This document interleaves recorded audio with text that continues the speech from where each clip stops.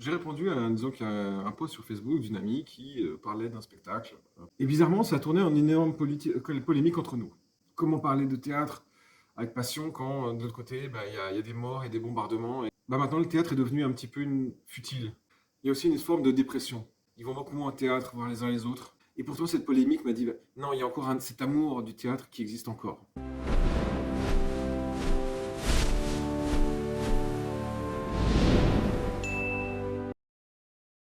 Chers déserteurs du métaverse, chers insurgés de la Cour d'honneur, bonjour.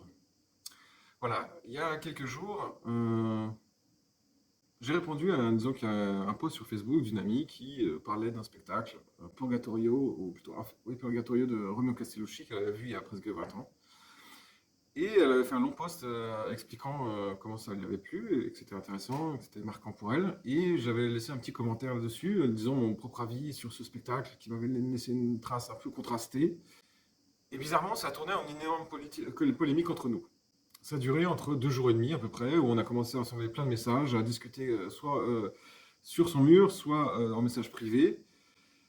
Et ça a duré des jours et des jours. On s'est mis en colère, on s'est envoyé des arguments l'un après l'autre. Le truc, c'est que j'ai réalisé que ça faisait 4 ans que je n'avais plus entré dans une telle polémique sur Facebook sur le théâtre. Ça faisait presque 4 ans que ça m'était plus arrivé de parler si passionnément du théâtre sur les réseaux sociaux. Le théâtre est ma profession, je suis metteur en scène, j'ai créé presque 25 spectacles, ça fait plus de 15 ans que je suis dans ce milieu, et il faut dire que j'ai travaillé longtemps en Russie. Et en Russie, Facebook était la plateforme, le forum des professionnels du théâtre. On parlait des premières, des polémiques, des avis, des critiques qui étaient faites sur tel ou tel spectacle, de la nouvelle pièce d'un metteur en scène ou d'un dramaturge connu. On savait ce qui se passait dans les festivals. Et donc, il y avait énormément de discussions en ligne qui avaient lieu tout le temps. Et c'était quelque chose qui était extrêmement actif et qui était très important pour un pays comme la Russie, qui est extrêmement long, qui est extrêmement grand, et qui permettait un petit peu de créer un espace où tout le monde pouvait se rencontrer, de personnes qui étaient à Moscou, à Saint-Pétersbourg, au fin fond de la Sibérie, ou en Extrême-Orient. Et tout ça, ça nous rapprochait. Tout ça, ça a existé pendant 15 ans, jusqu'au 2022, jusqu'à l'invasion de l'Ukraine. Et tout cela a pris fin. Cette communauté de Facebook a justement petit à petit disparu. Eh bien, il y a eu une espèce de choc dans la communauté du théâtre. Beaucoup de gens se sont posés et ont été obligés de fuir. Certains ont quitté le pays, sont allés dans divers pays, en Allemagne, en France, en Géorgie, au Kazakhstan, certains même jusqu'en Argentine, aux États-Unis. Et toute cette communauté a disparu et est partie ailleurs. Et bizarrement, on a eu du mal à se reconnecter. Parce que notamment Facebook a été accusé d'être un ennemi de la Russie, et donc il a été considérablement freiné. L'usage est plus difficile, même s'il existe encore.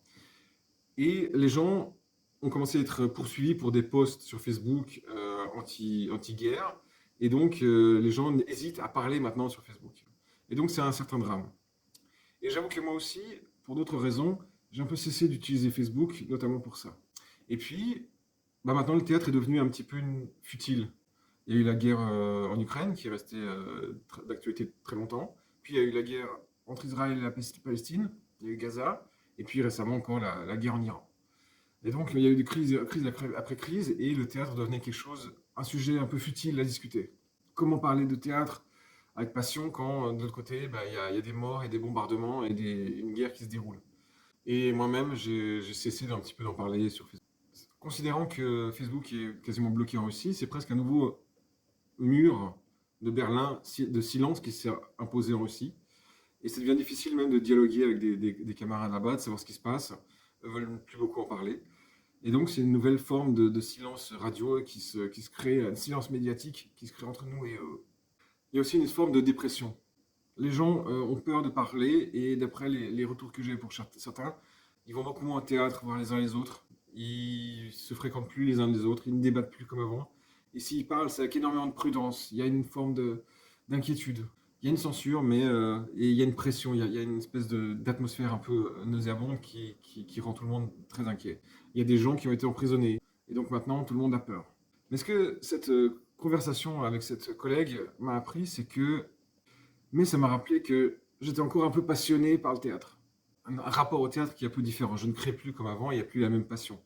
Et pourtant, cette polémique m'a dit, bah, non, il y a encore cet amour du théâtre qui existe encore. J'ai expliqué ça à mon collègue, j'ai expliqué que le théâtre me manquait, que je polémiquais un petit peu pour réveiller cette passion.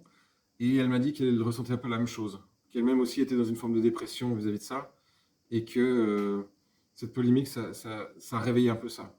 Et donc on s'est un peu excusé, on s'est rabiboché en comprenant qu'on avait une douleur un peu commune, et que finalement, c'est peut-être une bonne chose qu'on s'est disputé pour se dire qu'on peut encore parler de théâtre et pas seulement de guerre et d'horreur. Il faut dire que voilà, ma vie a beaucoup changé depuis 4 ans. J'ai abandonné la mise en scène. Je pratique maintenant le théâtre, soit dans l'administration, soit dans les études, comme actuellement à l'université, où je fais des recherches sur le théâtre pour en parler, pour en témoigner. Mais c'est plus du tout la même approche et il n'y a plus la même passion qui m'animait avant, où j'allais souvent aux premières des spectacles, j'allais voir tout ce qui se passait, j'allais régulièrement, où j'allais peut-être 10 fois par mois au théâtre, je sais, à plusieurs festivals par an. Pourtant, je suis près d'Avignon. J'ai le festival qui est régulièrement chaque année.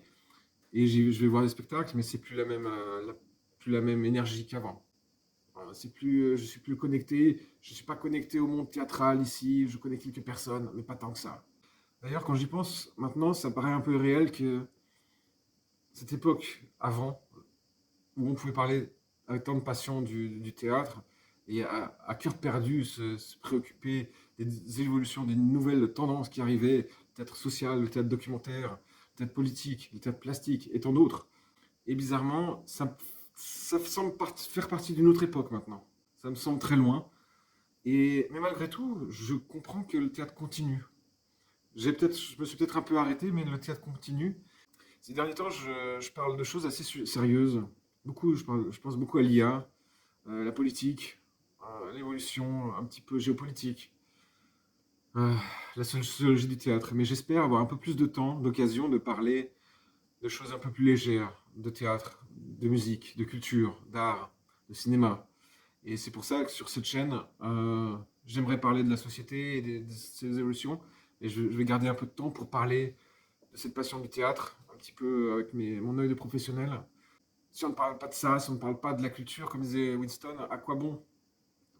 Durant la Deuxième Guerre mondiale, on lui disait, est-ce qu'on coupe l'argent pour la culture et le théâtre? Il disait, mais si on coupe la culture, alors pourquoi on se bat? À quoi bon? Eh bien, c'est un peu aussi le sens du message dans cette chaîne, c'est qu'on va parler pour protéger la société, mais aussi protéger un petit peu la culture et sa place dans nos sociétés, ce qui apporte à notre civilisation. Sur ce, abonnez-vous pour voir un petit peu les prochaines vidéos. Je parle un petit peu du Festival d'Avignon. Allez, restez vivants et puis n'hésitez pas à aller au théâtre.